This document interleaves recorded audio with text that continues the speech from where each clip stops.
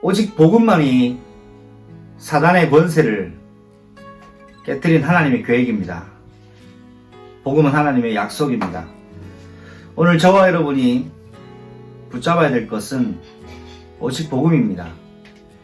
복음은 우리가 해결할 수 없고 끝장낼 수 없는 사단의 권세를 예수님께서 완전히 끝장내셨다는 사실과 약속이며 저와 여러분의 구원에 이르는 중요한 보증이 됩니다. 복음이라고 할 때 사람들은 무엇을 떠올리겠습니까? 저는 오늘 이 아침을 빌어서 복음은 사단의 정체를 정확하게 알 수 있는 또 하나의 안경이라고 생각합니다. 오늘 이 아침을 통하여 저와 여러분이 꼭 붙잡아야 될 말씀의 이정표는 사단의 정체를 정확하게 알아야 합니다. 입니다. 사단은 여러분에게 두려움을 조장하는 근본 원인입니다. 사단을 아는 만큼 복음이 보입니다. 복음이 보여지는 만큼 사단의 전략이 선명하게 보여집니다. 여러분이 오늘 살고 있는 지금의 현장 속에 사단의 전략을 정확하게 알고 있다면 오늘 여러분은 사단에게 속지 않고 반드시 기필코 승리하게 될 것입니다. 첫 번째 사단의 제1전략을 여러분 꼭 기억하시길 바랍니다. 사단은 사랑하는 관계를 파괴시키는 존재입니다. 하나님은 인간을 사랑하셨고 인간을 창조하셨습니다. 이 죄와 사단은 하나님과의 사랑의 관계를 파괴시킨 장본인입니다.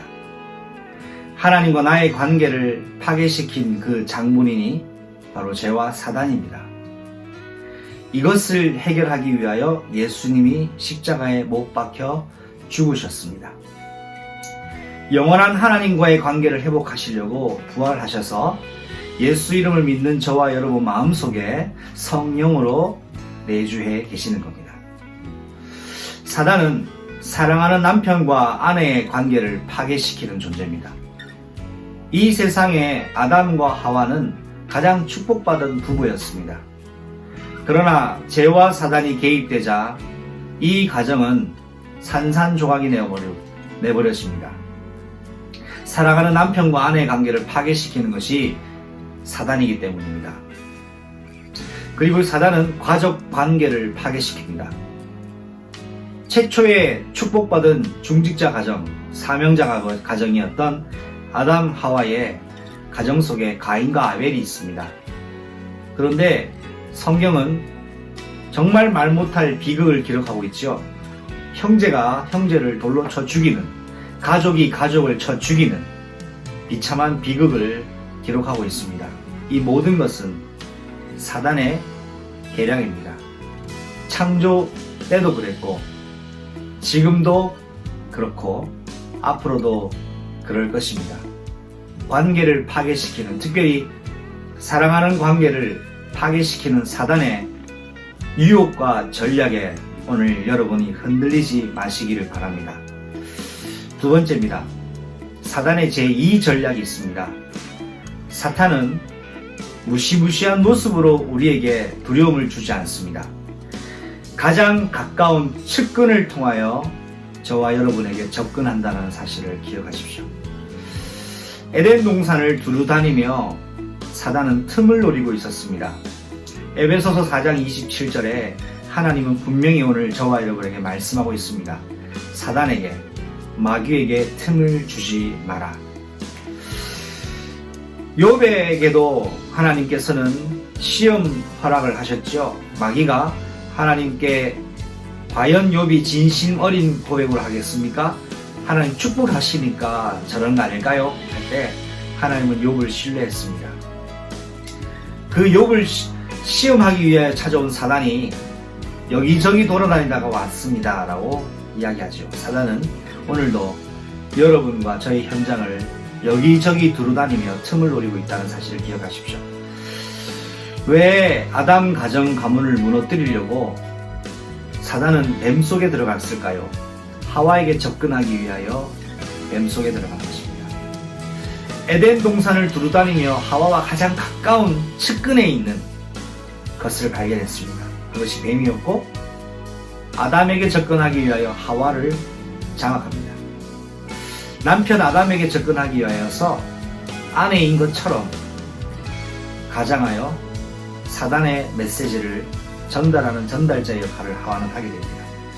창세기 3장 6절을 보면 분명히 하나님이 먹지 말라고 하신 것을 하와는 알고 있었는데도 불구하고 사단과 대화를 통하여서 사단이 시키는 것으로 마음과 생각이 뺏겨버린 것을 창세기 3장 6절은 말씀하고 있습니다. 이처럼 사단은 우리를 가장 가까운 측근을 통하여 완벽하게 무너뜨릴 계획을 가지고 접근한다는 것을 기억해야 됩니다. 마지막 세 번째 사단의 제3 전략이 있습니다. 사단은 대화를 걸어 결국 모든 것을 파멸시켜 버립니다. 사단이 나를 넘어뜨리는 시작은 바로 대화입니다. 사단이 여러분 생각 마음속에 말을 걸어옵니다. 불신앙의 생각으로 씨앗을 심습니다. 계속 그것에 골똘히 생각하도록 하고 염려하도록 하고 두려워하도록 하고 매이도록 만들어버립니다. 대화를 통하여 사단과의 대화를 통하여 마음과 생각이 사로잡힌다는 것을 기억하시기 바랍니다. 예수님이 40일 기도를 마칠 즈음에 사단이 찾아왔을 때 예수님에게도 사단은 말을 걸었지만 예수님은 대화에 응하지 않고 말씀 선포하셨습니다. 무시한 겁니다. 여러분 오늘 사단의 속삭임에 예수 이름으로 무시하시는 날이 되기를 바랍니다. 사단의 목표는 결국 모두를 다 파멸시키는 것입니다. 결코 여러분과 저에게 유익을 주는 존재가 아닙니다.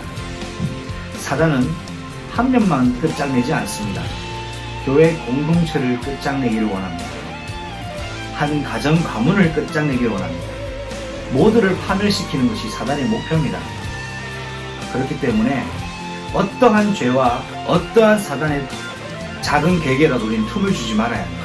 어떻게 틈을 주지 않을 수 있습니까? 오늘도 성령 충만 그리스도의 십자가로 죄와 사단을 무력하게 한 그 능력이 오늘 그의 교회의 능력이 되어야 됩니다. 두려움의 정체는 바로 하나님을 떠난 것에서부터 시작됩니다. 여러분이 혹시 두려워하고 있는 것은 하나님이 주신 것이 결코 아닙니다.